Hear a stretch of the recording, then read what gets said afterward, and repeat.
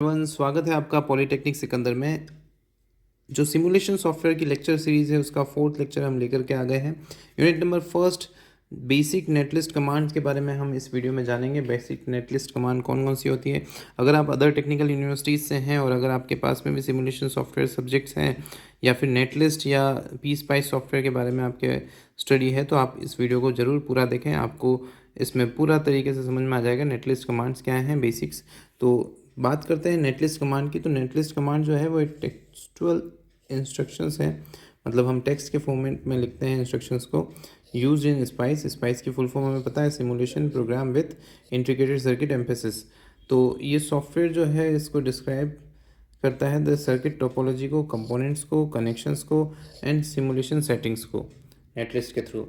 These commands are written in specific format. हर एक command का एक स्पेसिफिक फॉर्मेट होता है, ठीक है। Provide necessary information for spice simulations, simulate the circuit accurately. अब ये नेसेसरी इंफॉर्मेशन प्रोवाइड करेगा आपको और उसके अकॉर्डिंग आप सिमुलेट करोगे सर्किट को, ठीक है।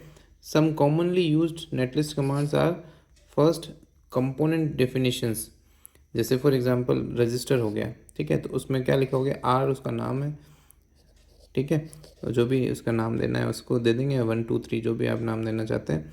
कौन कौन से नोड के बीच में कनेक्टेड है उन नोड को लिखेंगे, उसकी वैल्यू लिख देंगे। इसी तरीके से कैपेसिटर के लिए क्या करोगे, सी उसका नाम और नोड्स के वैल्यूज़, नोड्स और नोड्स के बाद में उसके वैल्यू लिखेंगे, ठीक है। इनके एक एग्जांपल मैं बता दूंगा आपको। जैसे फॉर एग्जांपल मैंने लिखा है सी 1 1 और 2 के बीच में कनेक्टेड है, 22 नैनो फेराड का है, तो ये उसका एक कैपेसिटर हो गया।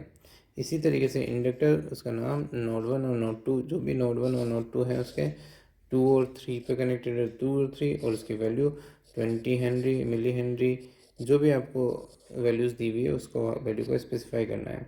इसी तरीके से वोल्टेज सोर्स हो गया, तो वोल्टेज सोर्स उसका नाम, कौन कौन से नोड के बीच में कनेक्टेड है उसकी वैल्यू लिखनी होती है। करंट सोर्स, डायोड, डायोड में क्या होता है, मॉडल का नाम भी लिखना पड़ता है।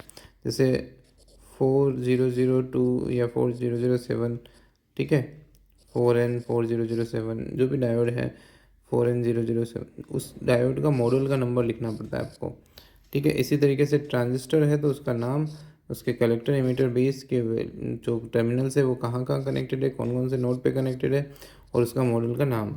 इसी तरीके से ऑपरेशनल एम्पलीफायर है, ठीक है, उसकी सप्लाई की कौन कौन सी दे रहे हैं आप, कितने वोल्टेज वाली दे रहे हैं, वो सब डिस्क्राइब करना रहता है। फिर कनेक्शन डिस्क्रिप्शन की बात करें तो नोड्स के कनेक्शंस की बात करेंगे तो नोड के नंबर्स।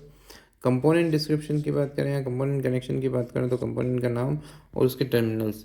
इसी तरीके से स्टिमुलस डिस्क्रिप्शन की बात करें तो उसमें क्या होता है, जैसे डीसी सोर्स है तो डीसी उसके नोड और उसकी वैल्यू। ऐसे एसी सोर्स है तो नोड्स उसके दिखा देंगे, एम्पलीट्यूड्स बताएंगे, उसका फेज बताएंगे, उसकी फ्रिक्वेंसी बताएंगे। पल्स सोर्स के लिए भी आपको नोड और इनिशियल वैल्यू और पल्स वैल्यू बतानी रहेगी, और डिले बताना रहेगा, राइज टाइम बताना रहेगा, होल टाइम बताना रहेगा, पल्स वेट बतानी रहेगी, पीरियड बताना रहेगा। तो ये सब चीज़ें बतानी पड़ती है। तो जो भी आपका जिस टाइप का आपका कंपोनेंट है या जिस टाइप का सोर्स है उस टाइप को पूरा एक्सप्लेन करना रहता है, उसके हर एक पैरामीटर्स को एक्सप्लेन करना रहता है।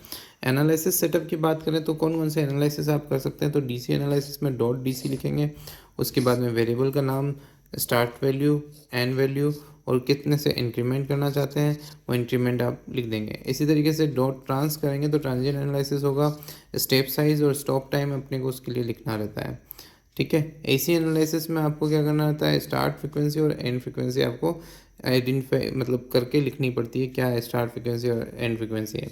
ऐसे ही पैरामीटर्स फिप्स में आप क्या करते हैं, परम डॉट परम लिखते हैं और पैरामीटर का नाम, स्टार्ट वैल्यू, एंड वैल्यू और इंक्रीमेंट कितना कितना करना है उस पैरामीटर में वो लिखना रहता है। फिर उसके बाद में सिमुलेशन कंट्रोल की बात करें तो रन सिमुलेशन और एंड सिमुलेशन करने के लिए डॉट रन और डॉट एंड आपको लगाना रहता है।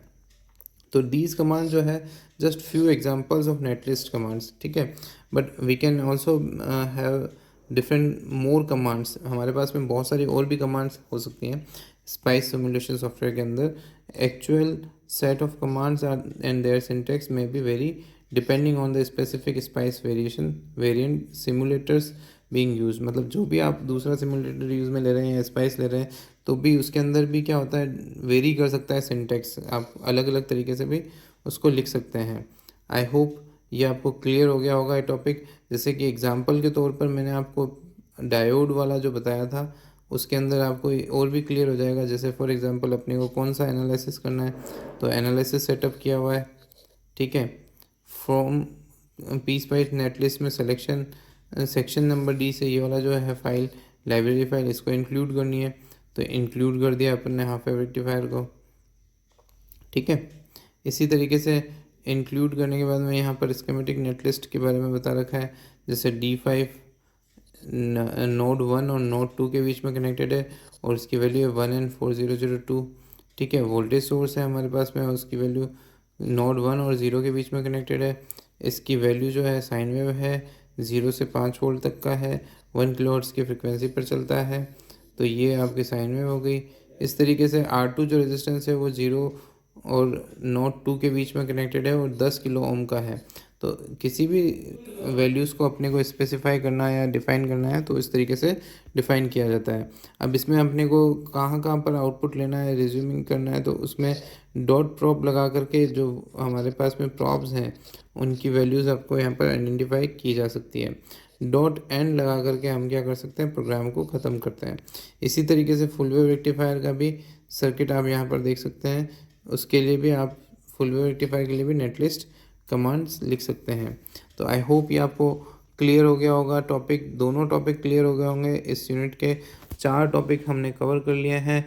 एक सर्किट का एग्जांपल के तौर पर मैं आपको समझाऊंगा अगली वीडियो में, तो किस तरीके से आप पी स्पाइस के अंदर सर्किट सिमुलेशन कर सकते हैं। तो स्पाइस के अंदर सर्किट सिमुलेशन के लिए हमने स्टेप्स तो ऑलरेडी देख ली है पी स्पाइस के अंदर, और नेटलिस्ट की भी कमांड्स हमने पढ़ ली है कि कौन कौन सी कमांड्स हो सकती हैं। बेसिक कमांड्स हमने देखी है।